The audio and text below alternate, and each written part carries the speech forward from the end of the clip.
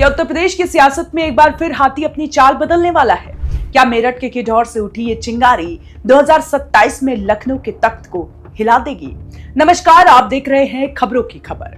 UP की राजनीति इस वक्त उफान पर है। एक तरफ भाजपा का डबल इंजन और सीएम योगी का बुलडोजर मॉडल है, तो दूसरी तरफ शांति से बैठी मायावती ने अचानक अपने कैडर को एक्टिव कर दिया है।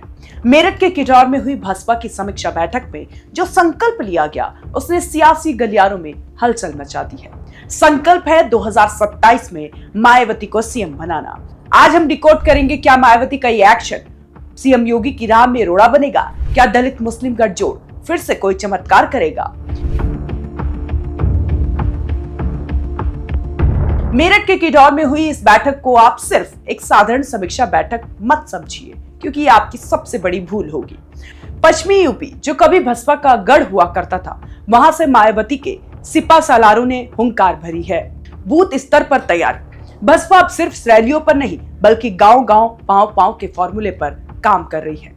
मुस्लिम दलित समीकरण, किडौर जैसे इलाके में मुस्लिम आबादी निर्णायक है। बसपा की नजर फिर से उसी पुराने सोशल इंजीनियरिंग पर है, जिसने 2007 में उन्हें पूर्ण बहुमत दिलाया था। सवाल यह कि क्या सपा और कांग्रेस के बढ़ते प्रभाव के बीच मायावती अपना खोआ हुआ जनाधार, मतलब कि वोट बैंक वापस पा सकेगी?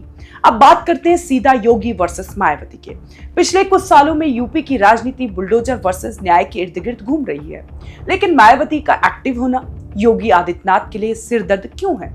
इसके 3 बड़े कारण हैं। वोट बैंक का बंटवारा, अगर मायावती मजबूत होती है तो विपक्षी वोटों का बिखराव होगा, जिसका सीधा असर भाजपा के समीकरणों पर पड़ेगा।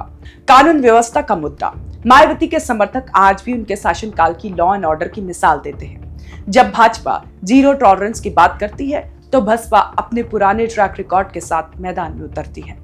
दलित अस्मिता, पिछले चुनावों में भाजपा ने गैर जाटव दलित वोट बैंक में सेंध लगाई थी। मायावती का सक्रिय होना इस वोट बैंक की घर वापसी का संकेत हो सकता है। क्या सिर्फ संकल्प लेने से सीएम योगी की राह कठिन हो जाएगी?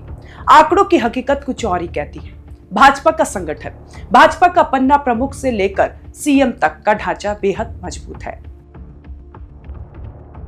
सीएम योगी की लोकप्रियता सिर्फ विकास तक सीमित नहीं है, उनका हिंदुत्व और राष्ट्रवाद का नैरेटिव आज भी यूपी में हावी है।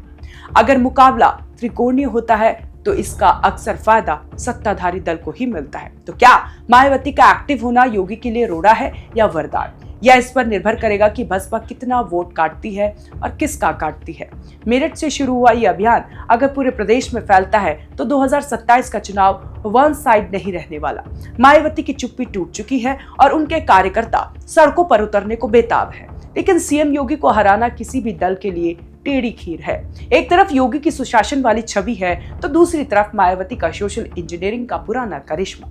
अब देखना यह कि जनता किसे चुनती है। आपको क्या लगता है, क्या 2027 में मायावती एक बार फिर यूपी की कमान संभाल सकती है?